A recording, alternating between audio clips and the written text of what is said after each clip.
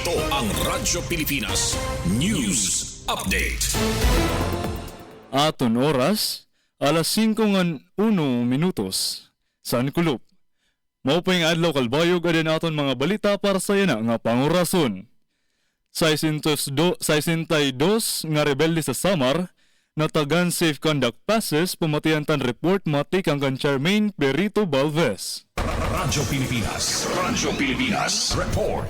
Ginkilala sa Department of Science and Technology, DOST Samar, and LGU Daram, como pilot municipality para sa Project Saray, pinaagi san pagperma Memorandum of Agreement, katuyuanan san proyekto nga magpaabot climate resilient ug data-driven nga teknolohiya para sa mas marig-on ug mas produktibo nga agrikultura. Ginpakilala sa DOST Saray team ang mga tool sugad san localized crop advisories, pest and disease monitoring systems ug early warning tools nga mabulig sa mga parauma nga malikyan ang pagkalugi ug mapahataas an ani. Bugos ang suporta naman sa lokal nga gobyerno nga kumikilala sa dako nga papel sa agrikultura como primera nga panginabuhian sa Daram. Pinaagi sa nasabi nga bag-o nga partnership paparigunon sa DOST ug LGU Daram ang pagpatuman sa climate smart agriculture sa komunidad. Ginlalauman nga masosuportaran sini ang mas mahusay nga pagdedesisyon sa mga parauma, mas taas nga produktibidad ug mas marig-on nga panginabuhian para sa bugos nga bungto.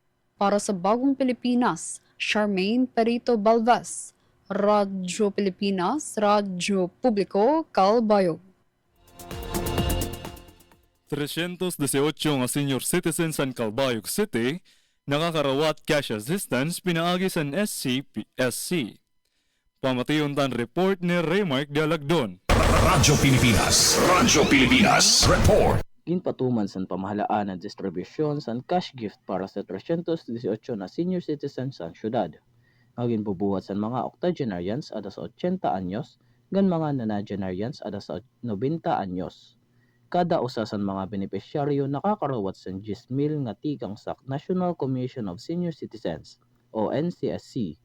Ginhiwat ang aktibidad pinaagi sa koordinasyon sa LGU Calbayog City, Office of Senior Citizens Affairs o OSCA, ngan City Social Welfare and Development Office o CSWDO, kumubahin sa padayon nga programa sa gobyerno para sa kapulsanan sa mga tigulang.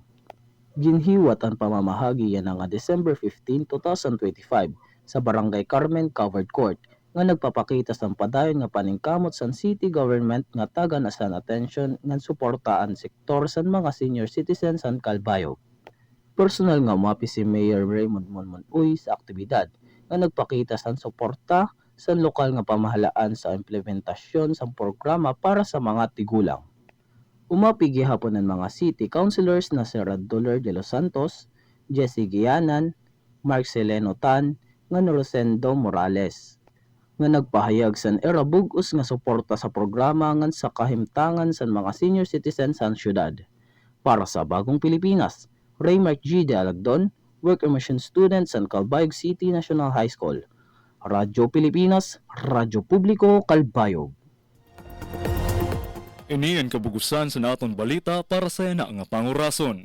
Padayon gihapon kamo nga mamati sa DYOG Radyo Pilipinas, Radyo Publiko Calbayog para sa news updates. Ako si Hugh Frank Bulanyo para sa Radyo Pilipinas, Radyo Publiko. Mula sa pinakamalawak na newsroom sa buong Pilipinas, ito ang Radyo